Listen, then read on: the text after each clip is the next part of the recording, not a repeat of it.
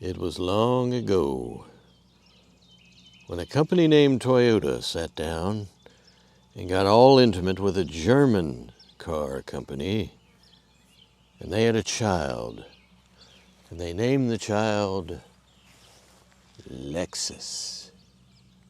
Well, actually that's not how it happened at all, but Lexus is Toyota's luxury brand, and it has come such a long way. They were great when they started, to be honest with you. The original LS400 was a fantastic car. But here is one of their latest and greatest new machines, the RX500h. And not only is it a beautifully sculpted machine with all kinds of neat stuff that we'll get into, but it has kind of a unique drivetrain in terms of Lexus. It's brand new. And it also has an engine in it, that a version of which is going to be on the new Tacoma pickup. Want to learn more about it? Well, so do I. Stay with us.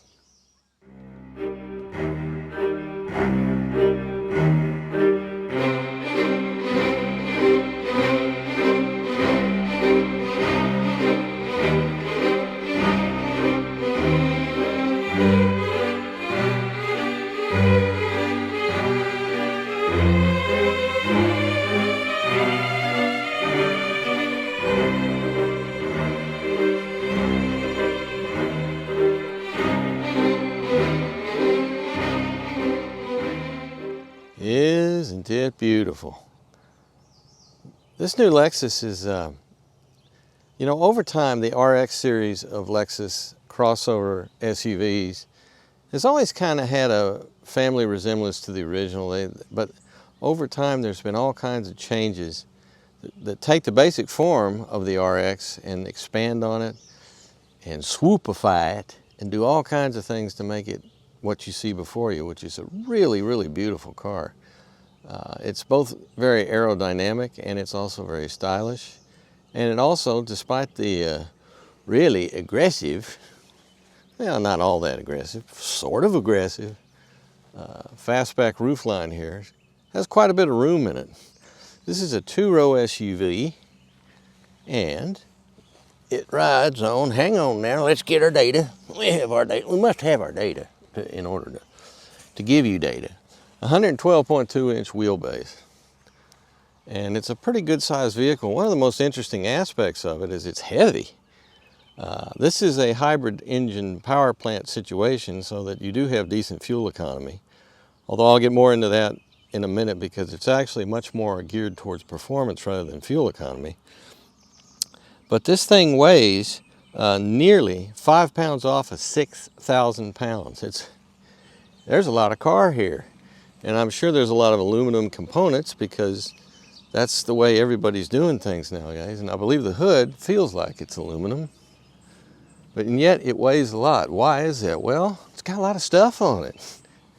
The engine itself is a 2.4-liter turbocharged engine with a supplemental hybrid electric motor situation. Now, unlike most of Toyota's hybrids, especially what I would call the legacy hybrids, the older versions, this one is in some ways it's similar to what you're getting now with the Tundra hybrid, and also what's coming up on the Tacoma iForce Max, the iForce Max engine, in that it's primarily geared towards getting a whole lot of horsepower and torque out of a very small displacement engine.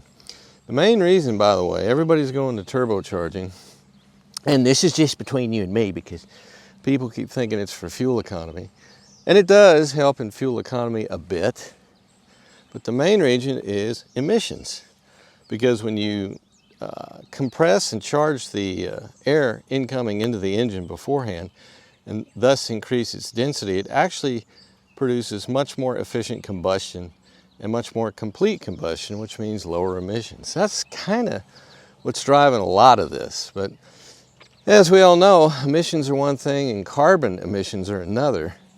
And so the best way to get rid of carbon emissions is to use less fuel. So there is naturally a Lexus RX350 hybrid version of this, which is much more fuel efficient, like about 10 miles per gallon almost, more fuel efficient than this is. But it doesn't have the incredible performance. And I'm going to get into that seconds away from now and show you what this amazing engine looks like, because this is actually a new one for Toyota. It's not called driving force 2.4 liter inline four, but it kind of is, but it isn't. And one of my big telltales is always the type of oil it uses. So without further ado, let's pop the hood and see the magic beneath. And away we go. As mentioned, here is our power plant, which is the 2.4 liter inline four cylinder, which of course is mounted transversely. You can actually see the sparking plugs, 1, 2, 3, 4, right on here. And the turbocharging system is located way in the back here. Way in the back, but you can see some of the heat shielding. You see that? Yeah. Mr. Gimbal, behave yourself. Don't make me come down there. And then what happens is you got the cold air that comes in through your air cleaner right here. This big array right here comes in here, comes around to the back where it actually goes into the turbocharging system. The impeller then compresses the exhaust gas that comes out of the manifold, and then it directs it around to a intercooler. Where is the intercooler? I believe it is somewhere down here in this amazing front radiator array. There's a lot of stuff underneath there. But that cools the charge, because as we all know, children, whenever you compress the air, the temperature of it goes up, and you want it as cool as possible going into the engine, which of course is direct fuel injection supplemented by a port fuel injection, and it uses both depending on circumstance. Now I'm just talking off the top of my head. That's how all the latest Toyota 4-cylinder engines work, and I'm assuming this is the same way. I'll look into that, maybe. But with all this plumbing here, you see, we have all these different things all involved with cooling the charge that goes into the intake system, which you can see right here, which once again one of these plastic polymer deals. I'd pull off this engine cover, but I like it. I think it's attractive. And it's little. It's almost like a hat. So what do we have here? Well, the 2.4 liter engine itself develops 271 horsepower at 6,000 RPM. That's pretty lofty, but that is also a very healthy number. And the torque figure is 271 pounds of feet. Or excuse me, that was a horsepower I just told you. 339 pounds of feet between 2 and 3,000 RPM, much lower down. So like with pretty much all turbocharged engines, you get a real nice low end torque push on it. But wait, I'm not done. We slide over here to the right. What the heck is all this underneath here? Well, that is your electric supplement, which is your electric motor that powers the front wheels. And you also have an electric motor that powers the rear wheels, because this has a very cool all-wheel drive system. I think it's called constant all-wheel drive or something like that. Anyhow, together, the electric motor along with the gasoline engine have a total output of 366 horsepower with, again, that 6,000 RPM peak. And the torque is, check this out, 406 foot-pounds between 2 and 3,000 RPM also. So that's where it's really nice when you take off from a standing start in this vehicle. It's nice. It's very smooth, very linear, and it's got plenty of grunt too, which is exactly what this being. I haven't even mentioned the fact that this is the F-Sport. Should have talked about that. I should have mentioned that, shouldn't I? Which is a unique particular version of the RX. The 500h RX F-Sport is the one that has that engine, and not just an ordinary hybrid or just an ordinary turbocharged hybrid. It is a special motor with all that output. And it also has something else that's very interesting for a Toyota hybrid, a 6-speed direct drive automatic transmission. So it's not like the usual CVT that you see on most Toyota hybrid drivetrains. This is more of a conventional type of transmission. How exactly it all works, I don't know. It's probably complicated. But so the question you're probably wondering is, especially you people that understand the Tundra hybrid system, is it similar to that in that you just have a hybrid motor that's in between the engine and the transmission and all? No, this is a different type of system, really. It's very unique. I don't know of anybody else in the Toyota Lexus lineup that's using this exact engine yet. But as I mentioned in the teaser at the beginning, I think it was the teaser, this particular 2.4 liter turbocharged hybrid engine, a version of this is going to be in the new Tacoma. And I looked at it, and the horsepower numbers for that engine are a little lower than this, not much, but some. But the torque figures are much higher on the Tacoma pickup, which you would expect for towing. So there you go. You're going to get a version of this. This engine's going to be all over the place, in other words. And man, it's packed. It's packed in here. You got a lot of stuff. And I don't know where they put the 12-volt battery. It maybe, oh, wait a minute. Is that it? No, that's not. But with all these wonderful hybrids, there is no, well, that looks like a, gosh, it's hard to see what's underneath there. I'm about to assume that there is no belts on this car, just like the rest of the Toyota hybrid lineup, but it's hard to see. It does have a really good engine isolation system, so if you compare it to like a 2.4 liter or 2.5 liter hybrid system in something like a RAV4 hybrid, the vibration level of this engine is much, much lower. They really did a nice job of isolating it, which is impressive. It's very impressive.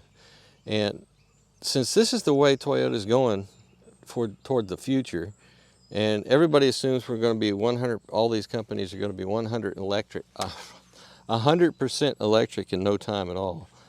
I think it's going to be a while before that actually happens. For a lot of different reasons, because there's certain drawbacks to electric-powered, battery-powered, I should say, cars that are really not practical, at least in the United States, unless you live in a very urban situation. Incidentally, this vehicle can tow, as long as the trailer has brakes on it, it can tow, check this out, 3,494 pounds is the rating they give it. Now, why they took away that 6 pounds and just didn't say 3,500, I think Toyota's just trying to be real accurate and tell you exactly what you're getting and not what you're not. So, now, like I mentioned before, this is not officially a dynamic force engine, or driving force engine, I should say. But there's your oil requirement, 0-20, and all the other hybrids like this, with the little 4-cylinder engine with that engine that I just mentioned, the oil is 0W16. So that tells you something interesting right there. This is definitely a different power plant. Why they're using that oil instead of the thinner stuff, I don't know. I'll try to find out. I won't get an answer. I'm very nice about asking these manufacturers questions, and they're real nice about saying, we'll get right back to you on that. And then I never hear about it. So maybe that's going to change someday, but I doubt it. We'll see. But there you go. Very, very interesting engine for a very, very interesting car. Wait till you see the rest of it, the interior, and all the other good stuff. But first, let's focus, as we always do, on the rest of the exterior. Okay? Okay. One thing I need to mention before I talk about anything else on our F-Sport 500h RX Lexus is it has very peculiar door locks and handles. What do I mean by peculiar? Well, they're electric, like so. You can feel it. It doesn't feel normal. It doesn't feel regular. But when you sit in the car, to get out, you push the button like this and it unlatches.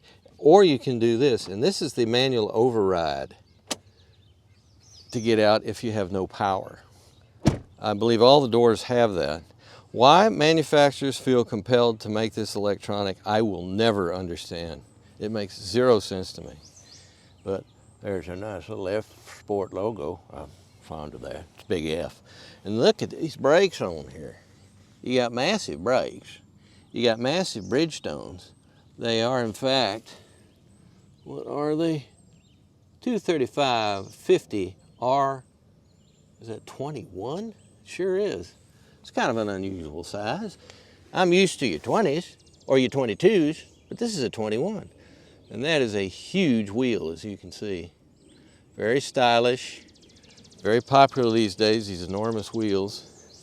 Not very practical if you live places that have things like potholes, and do a little bit of off-roading with this thing, but there you go. So now then, we come around the back. Something else I want to show you in the back that I think is fun. Where's the exhaust pipes? This ain't an electric. It looks like it has no exhaust pipes. Well, they're down there. They're just way down there. See, there's one right there, and there's one over there, just like with the RAVs. All the RAV4s have a similar deal, and all the RAVs have a similar engine size that is a transversely mounted inline four. So there you go. Similarity there. Interesting. Incidentally, when I mentioned the all-wheel drive system before, I could have just read the back of the car. It's called Direct4. And near as I can tell, it's called that because it uses the rear wheels a lot. It doesn't just, they don't just kick in when you have a traction situation. No, let's take this out of here. It's in the way. They're there all the time to just generally facilitate handling and also facilitate fuel economy at certain times. And naturally, it's there for traction if you're in a slippery substrate situation. As you can see, the liftover is pretty high, but you do have some room here. It's definitely got a plentiful cargo area despite the fastback roof line. And underneath here, let's open up and see what we got. Yay! That's a beautiful spare right there. And it even has a beautiful wheel on that beautiful spare, so it won't look like you got this nasty little yellow wheeled monstrosity on your car when you have a flat and you're going someplace to get your original tire repaired. But there's your jack. Near as I can tell, you know, one of my favorite things about our hybrid RAV4 is it has an aluminum jack. I haven't seen that in anything else since. And I thought we'd see plentiful versions of that. But anyway, your batteries are underneath the rear seat, which incidentally has like a 40, 20, 40 type of fold-down apparatus. And as you can see, there would never be room for a third row back here. But who knows? The RX series has had an RXL version that has a longer wheelbase. Actually, the one I tested didn't have a longer wheelbase, but it was a longer vehicle to facilitate having a third row seat. But this is more of a, I like it the way it is. I think it's perfectly well set up to have 5 human occupants. But the lines on this car are beautiful. Just beautiful. So what were we going to have to do next? Well, we got to take this thing for a ride soon because I find the interior to be amazing and incredibly vexing in some ways, because the way Toyota / Lexus is deciding to do their control interfaces now is not the most intuitive thing in the world, which is unusual because for years Toyota, that was one of their greatest strengths. And now, like everybody else, they're just, well, I'll show you. I'll show you very, very shortly. What in the world are those blinking lights down there? Them 2 blinking eyes looking at me. Bing, bing, bing, bing, bing, bing, bing, bing. And if you move this up and down, they still blink at you to be annoying. Well, anyway, to the best of my knowledge, it's actually part of the system that watches the driver. And they watch your driver because they want to know what you're up to. Well, actually, that's part of the system that determines whether or not you need to take a break. I have it turned off, I believe, on this. So I have to go through the menus and find it. But welcome, friends. This is our instrument cluster on our RX500H. And it's a really interesting one. And there's a lot of things about it you would absolutely expect from a Lexus these days, including the fact that this instrument cluster is completely virtual in nature, and therefore you don't really have any mechanical elements in it. It's all just generated, and that does give you some choice as to what in the world you show. For example, the main part of that is more than anything else. Let's see if I can find this here. God, how long is this going to take me to find it for you? Display, sound and media, vehicle customized. I'm on the other one. Here we go. Meter. Tachometer. You want an HV meter instead of that? Well, there we go. That'll give you the amount of what's going on as far as the battery system is concerned. And right now, it's in the charge mode, and it's getting the charging from the gas engine, which is a very smooth running engine, by the way, the 2.4 liter inline 4, which is turbocharged. If I goose the gas a little bit, you can hear it, but as you can see, it's at a steady state of charge. You can also have a tachometer, and then you have auto switching, which it'll switch to depending on what's going on. We're in the EV mode right now, so the engine probably just disconnected itself. No, engine's still running. But now the engine has stopped, and we are in the EV mode. So we'll go back to tachometer, and as you can tell, we're not doing anything with the engine at the moment. It is completely idle. It's not doing anything. Now, the reason that thing just popped up there, this is one of my, I tell you, every vehicle that you review has a learning curve to it, where you have to figure out what in the world is going on. And in this case, there are a couple of thumb-mounted, one for this thumb, one for that thumb. And if you hover over it like I just did, if I press that, this lower quadrant right here, I will activate the audio, the sound system. Display outside temperature. Okay, showing you vehicle settings. You know, I get along so well with these onboard vocal systems. I really do. But anyway, that's one side, and on the other side we have this one, which there we go, and that is primarily associated with your cruise control. And in other words, the top part is, for all intents and purposes, when the cruise control is activated, which I will do now.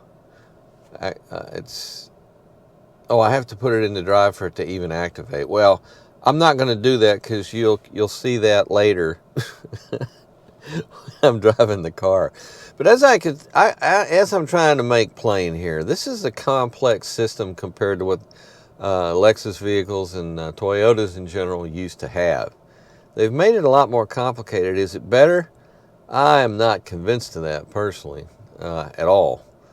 But that's the way it is now. So you have to give yourself a learning curve in order to understand all this. Now on both sides here we have this particular button, which can tell you what you can driving support. That'll tell you what in the world. I mean, you have to. I can't even explain this. That's one of the. This is a first. This is such a wild system that I have to. The only thing I can tell you is, well, you'll have to mess with it to determine exactly what it does. Because now we have the adaptive cruise mode activated, which is this right down here. And if I come back over and do this, then I can go to, well, just forget it. This is the other side, and it's the same thing. If I go over to next, seek, pressure seek, this will now customize it. Like for instance, this up and down is, oh, now I'm talking to the car. Cancel. Thank you. Cancel, please. Am I making my point here that I don't understand how half of the stuff works on this car because it is so counterintuitive? And I'm not going to sit here and dig through the menu. Understand. Please try again using a louder speaking volume. Cancel! It figured that out. So, aren't we having a good time here? I'm just trying to explain this, and it's a nightmare for me. Because the way this is set up just doesn't make sense. And you throw these eyeballs in here, which, by the way, I cannot see them with the naked eye. I'm looking with my naked eyes, and there is no flashing, and that flashing is only available on video. So you see, we have all kinds of undercurrents of things that are going on here. I could turn on the heads-up display, but probably the car will explode if I do that. So I'm not doing that. So let's go to something I can actually show you. Okay, here we have the adjustments for if you want to put the memory of your seat position in place. Here's the odometer and the trip odometers. There's two of them. There's B, and there's your regular. That's your next service time, and that's the current odometer reading for the car. It has 2,605 miles on it, the test unit does. And then this is my trip meter. It wasn't that good. We got through that together without too much trouble. This is where we raise and lower the lighting on the instrument cluster. Here's where we activate the flap outside to put gas in the car. This is our automatic gate opener and closer, which you're familiar with most cars. And let's go over here. Here's our, this is our windshield wiper cluster unit.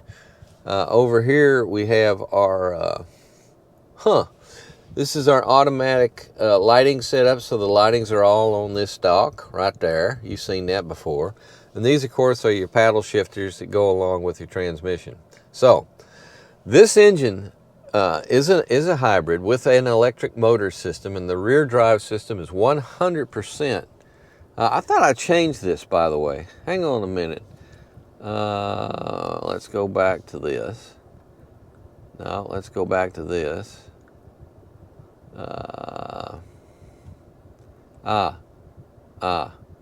That's what I wanted. Now, on this particular one, I can't. There we go. That's the one I want. Now you can actually see it. I find this more and more common. I actually have a big Ford Raptor also in the garage, if you will, right now. And it's the same thing. These white screens I find lack contrast in especially bright situations to be read easily. So I just like to leave it on the nighttime version of what's going on, because to me this is so much easier to follow.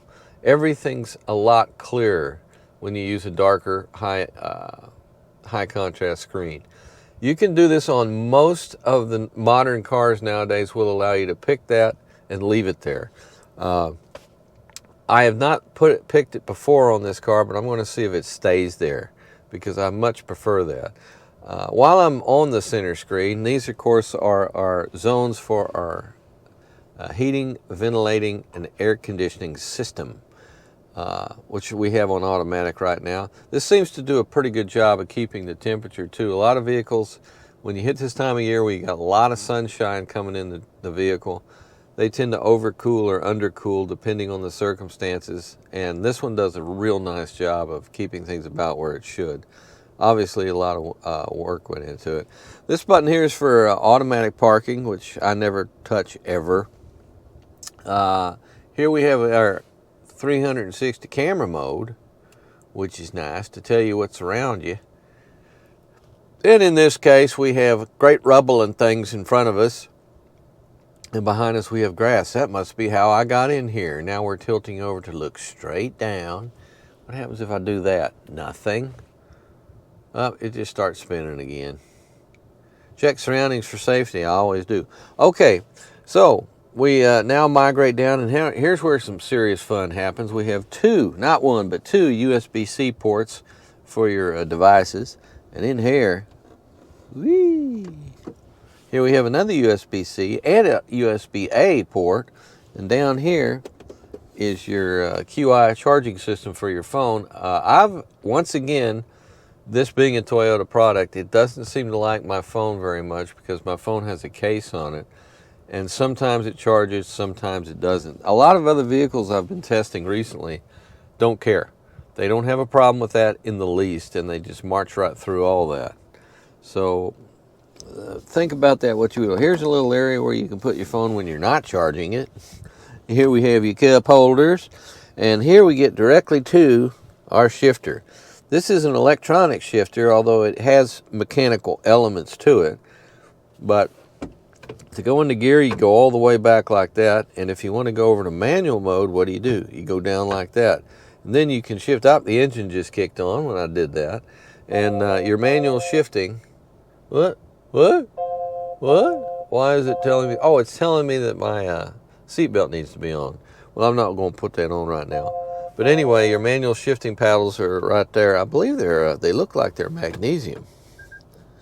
And in order to get out of this, I had this problem before. In order to get out of this system, you do that, and you do that.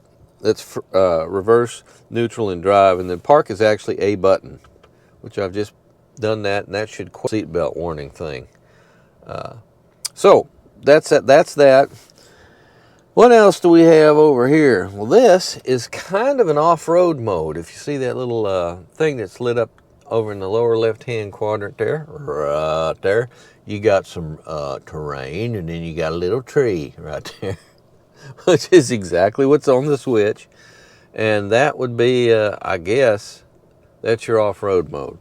Or your trail. I'd call it a trail mode because there's several vehicles, including the RAV4 Hybrid, that has a trail mode that changes what's going on as far as the front to rear bias can change, in that it will be more likely to use the rear wheels in what is usually ostensibly a front drive vehicle.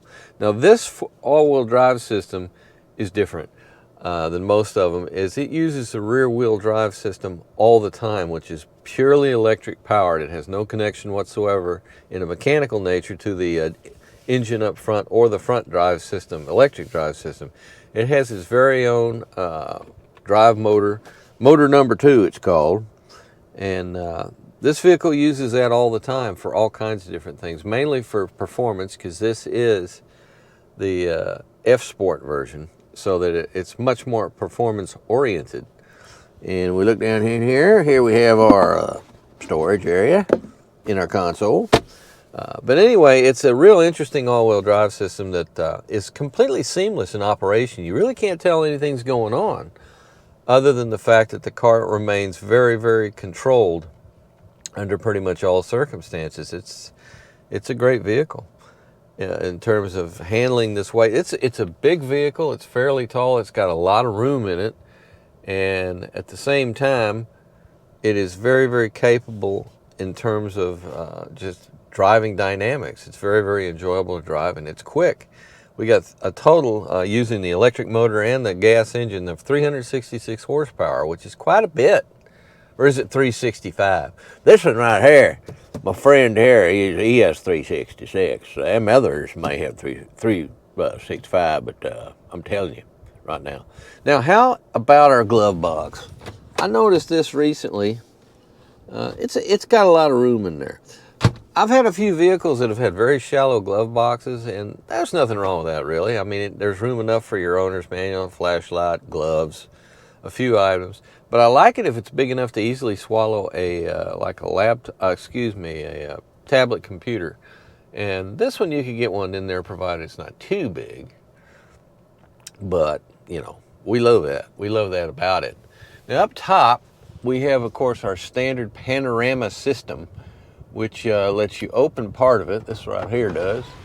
It tilts up like that in order to pivot, or you can open it. And it's a very, very generous sunroof for this kind of vehicle. It really is. It's not just a glass roof, it's a glass roof you can enjoy. And we'll close that. And over here is the shade itself, which of course is power operated. Wait a minute, we're not all the way shut. What did I do? There we go. And now then we do this. And here comes Mr. Shade. Almost effortlessly. It's kind of like the doors closing on our ICBM. There we are. It's too dark. I want that open, please. Oops. God. It's much easier to do it when you're not me. So, what else can I say about this? The controls are a bit vexing. I mean, it's perfectly... If you were the owner of this vehicle, you would master it in a very short period of time, and you'd see it, probably say to yourself, you know, this is the best way to do it. I like this system much better than most. But for a lot of people, it's going to take a little while for you to get used to all that. So the seats themselves, these have real robust what I would describe as your bolsters, your side bolsters, and they're sporting. And what are they made out of? Hang on a minute here. I got to look at my notes. I got them right here. These particular seats are, well, first of all, we have adaptive variable suspension, just so you know that. And a bunch of other goodies that are all part of the F-Sport package. I think the suspension is probably the biggest part of that, to be honest with you. By the way, the four-wheel drive system is called Direct4 all-wheel drive. And I think what that means is it's almost always engaged. I've made inquiries to Toyota about exactly what that is. But I'm going to say this is, what kind of leather are you? I'm looking. It's not illuminated cargo sill. No, that's not it. I'm saying interior. Here we go. Leather trimmed, power adjustable seats. So I'm going to say it's just standard leather that's available at your Lexus dealer. I don't think it's Napa leather, but the fact of the matter is it's got a suede component to it in the side bolster area.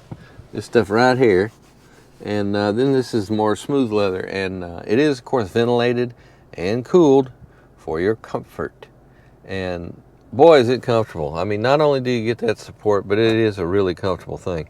Now, here's these crazy latches I told you about. You push in, and it electronically opens. The door doesn't open, I mean, it releases. I guess that's what I'm trying to say. So let's check out the back seat. By the way, look at the door on this back seat here. It's huge. It's really big. Is access similar? Yes, it is. It's almost 90 degrees. And so you can get your larger Dewey. Dewey will fit in here. You bet your buddy will. You get back here and it is very, very roomy. You got a lot of leg room. And the overall sense is that you have a lot of hip room as well. It's got, I think you could really comfortably get 3 people across here, which is an impressive thing. Here we have something that is wrapped in plastic. This is your map light, by the way. And it's wrapped in this plastic. I'm not sure why. Maybe it was just never taken off from the factory. Isn't that weird? We got to see something odd together.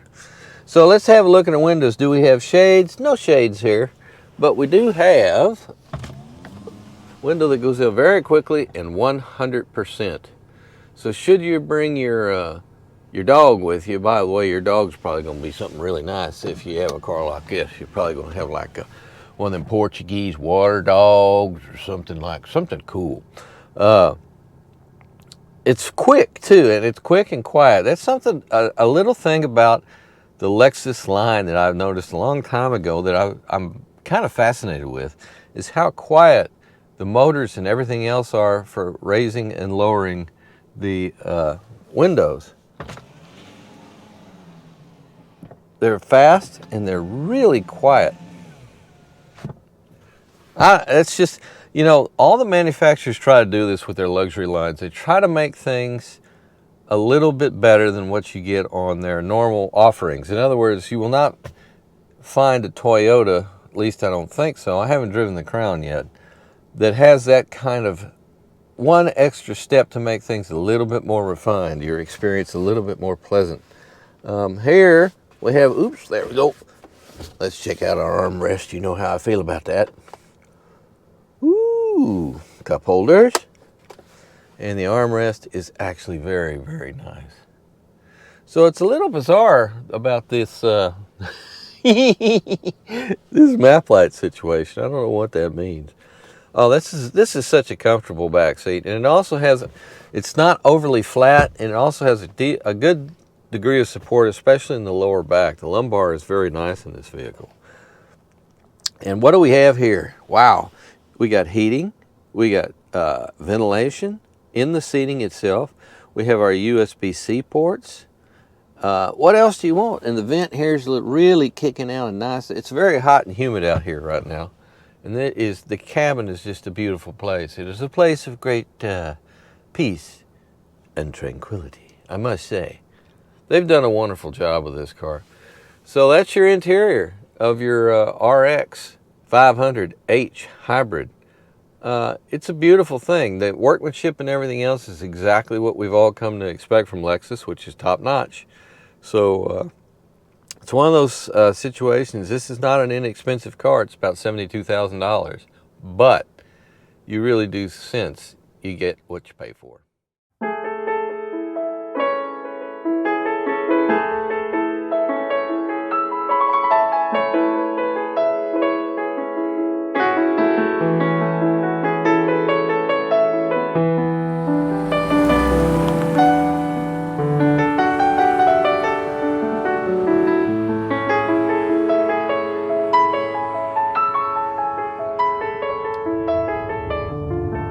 See, when you start out in your RX500H, and H stands for hybrid? I'm not sure.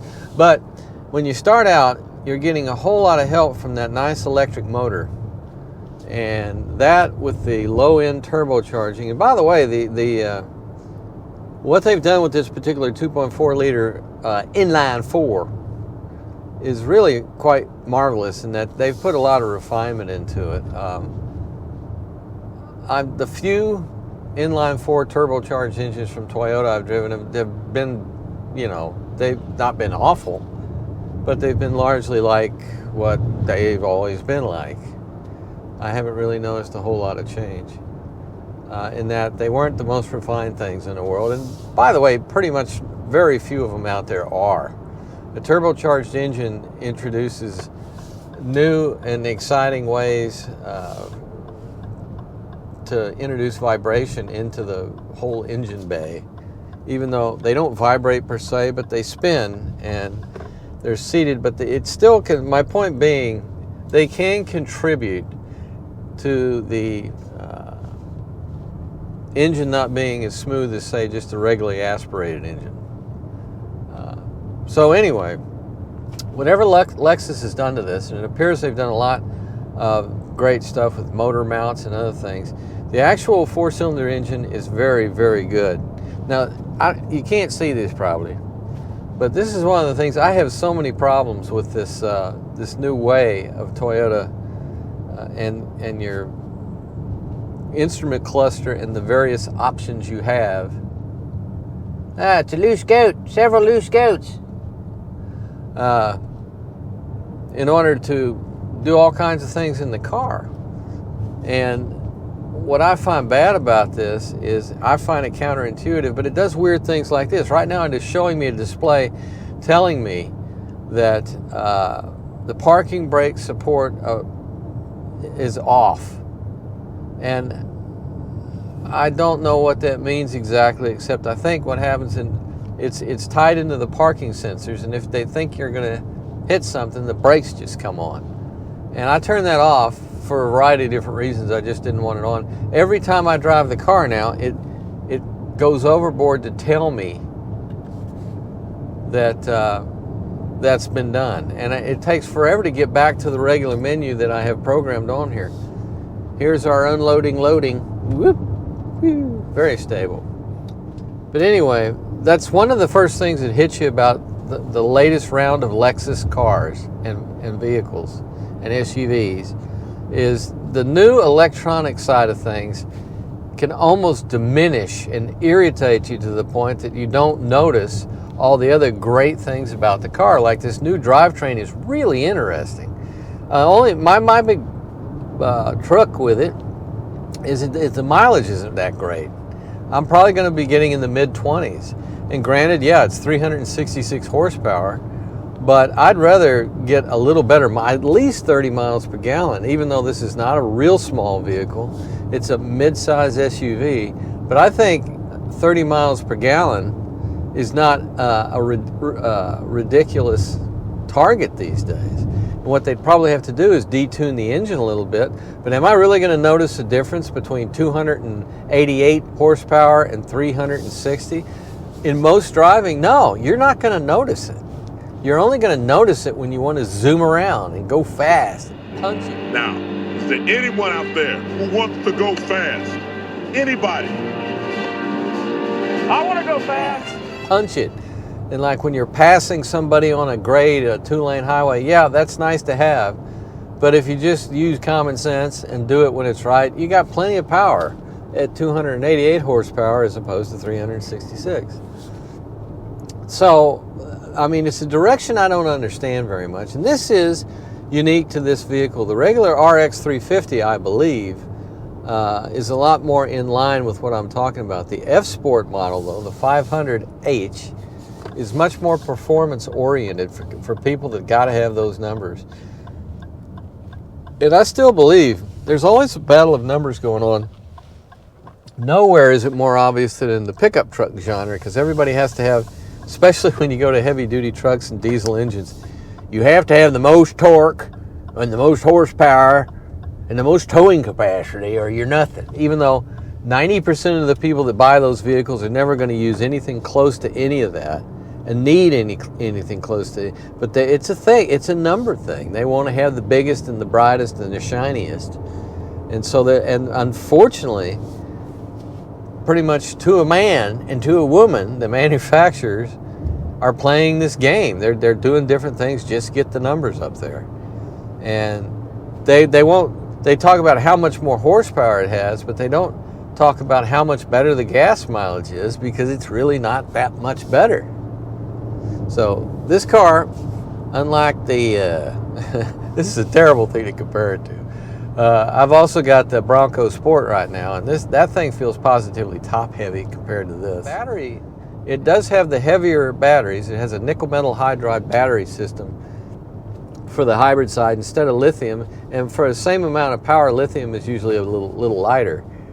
But Toyota likes nickel metal hydride batteries, as does I, because A, they do better in extremes of temperature than lithium-ion batteries, no question about that. B, the power characteristics and the charging characteristics are different, and in many ways, a lot of the engineers at Toyota, I believe, feel that the power output of the nickel metal hydride is actually a little bit better for the application of an automobile. And C should actually be A. But they have so much experience with these batteries, and in so many cases, the nickel metal hydride battery array has been a lifetime component of the car. They last and last and last and last and last and last, cycle after cycle after cycle, without any real appreciable drop in charge. They're really good. And the nickel metal hydride batteries in this Lexus, this 2023 model, compared to the 2000 Prius, which is when they first appeared, the batteries have gotten a lot better on that side too. Not just lithium-ion batteries have improved. Nickel metal hydride batteries have improved also. They've learned a lot. And so there you go. Now this, let me show you something else here as we're driving. I'm going to go out here. This is the graphic display, which is also the graphic display to the 2023 RAV4 Hybrid that I tested, Toyota. I hate this graphic for some reason. I feel like I'm watching some kind of cheap animation or something.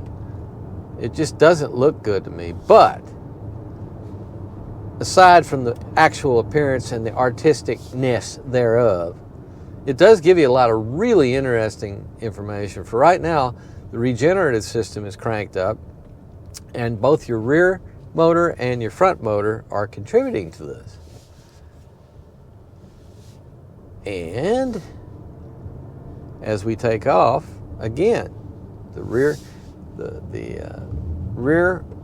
drivetrain is active so much more often, it appears to me, than has been the practice in the past with these.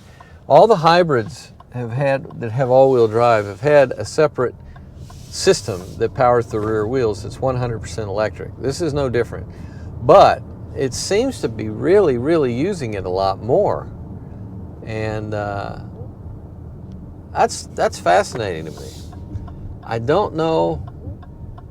I think that the number one reason for that on this vehicle is this is a particularly new type of all-wheel drive system. And I think it is, like everything else on this car, it's more performance oriented than anything. And the press liaison people that work for the manufacturers, They have a full dance card because every day something's coming out that's changing. That was telling me that I was deviating from my lane because there was a split lane situation and the computers did not understand what it was looking at. That and the fact that I imagine the camera is up in here, and the camera is getting the benefit of the windshield wiper. You may notice that if you look at any cars nowadays that have a camera mounted up here, which is becoming more and more every single day, almost all of them, in fact. I'll turn that off. There we go. You will discover that they have cunningly put the camera low enough so that the sweep of the windshield wipers covers them, so that image out it can see is clear, at least through the windshield. But there's still problems with the camera in the car being able to see the lane sufficiently in order to steer the car or do lane tracing and whatever stuff they call it. By putting it into sport mode, I thought the rear drivetrain is completely not biased. It is 100% electric. So in order for it to go, it's using electrical power. And a lot of times when you put a hybrid into a sport mode, if it has one, it greatly biases the power output to the internal combustion engine. It just does. Exactly why that is not really complicated, but that's the way it is. But on this vehicle, if you put it in the sport mode, which I just did, it was fascinating to see that it still uses the rear drivetrain just as much as it did under eco mode. It's in normal now. Oh, hello, bunny. My God, I'm taking it's like going through nature with all the things. Got your deer, got your bunny. I think there's a real good chance we'll see one of them incredibly dangerous when they're out walking across the road, especially if they have eggs somewhere, the snapping turtle. I've seen some little bitty ones too, and they grow up, they grow big. And having encountered and dealt with them underwater when I'm diving around here, they're very docile underwater. They are not near as aggressive as they tend to be on land. But on land, look out. They got powerful jaws, and they're not afraid to use them. Well, I know there's one thing you're dying to know. What color is this vehicle? The color is iridium. And how much does it cost? Well, we start out at $61,600 for our 2023 RX500h F-Sport, and we end up with a total cost of $72,105 after options. Welcome down below. Welcome to the rear suspension of our RX500h with its magical all-wheel drive system. I don't know why they just don't call it that, because it's definitely the Ford drive, I think it's called. What's it called there? Direct4. That's it. Yes, Oh, there we are. Okay, Direct4. This is a real interesting suspension because it looks a little different from anything else I've seen. As you can see, we have multi-link, of course. We have a subframe cradle that bolts into the unibody. And we have a huge potentiometer or some sort of device that adjusts the rear. This is an adaptable suspension.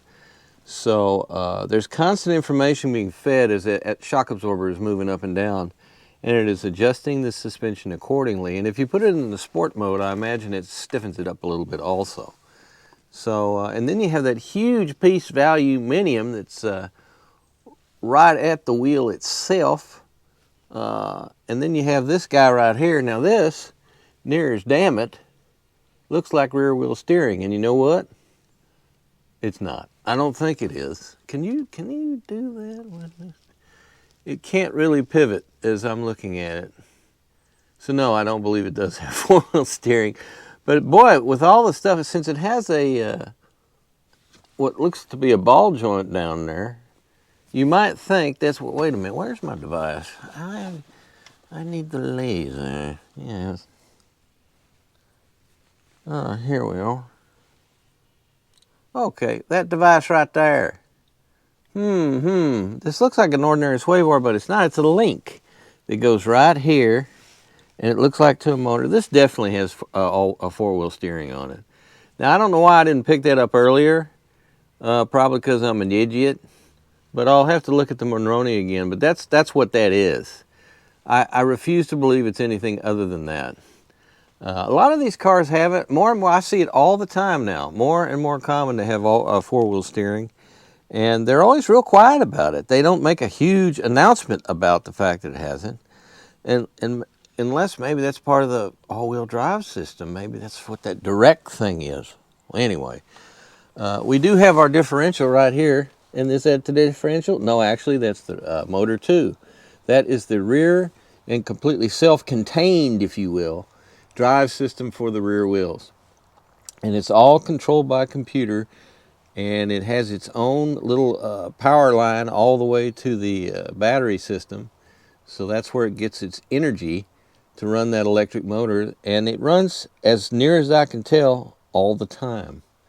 So there's no drive shaft running up to the front. There's a lot of this pie tin stuff, heat shielding, because they just love their heat shielding.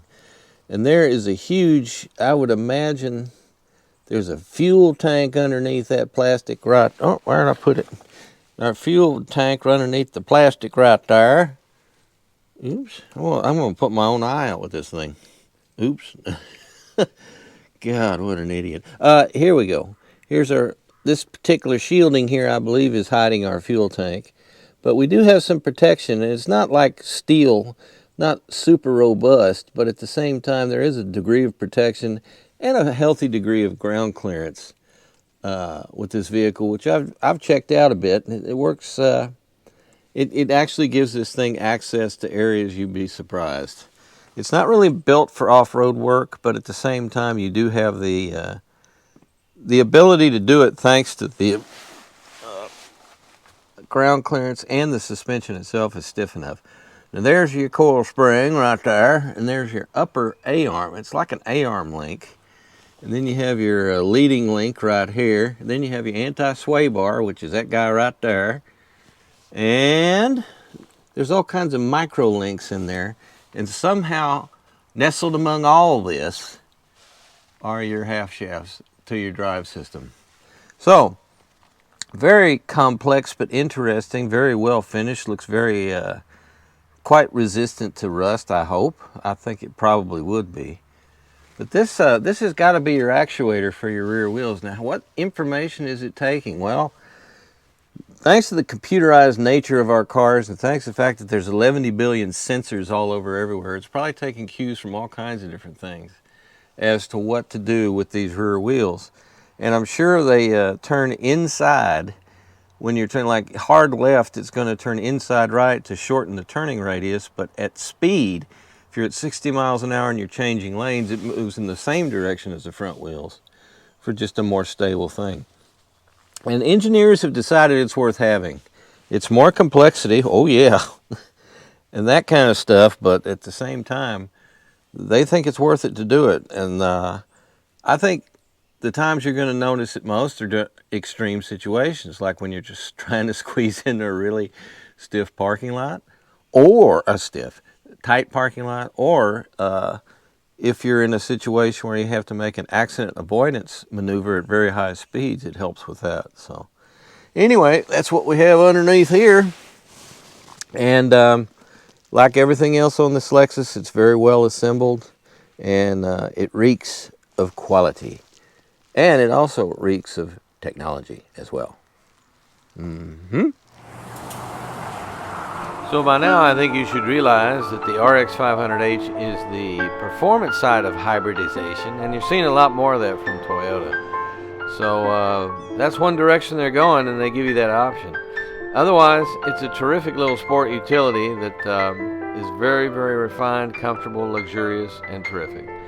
Y'all be careful out there. We'll see you next time.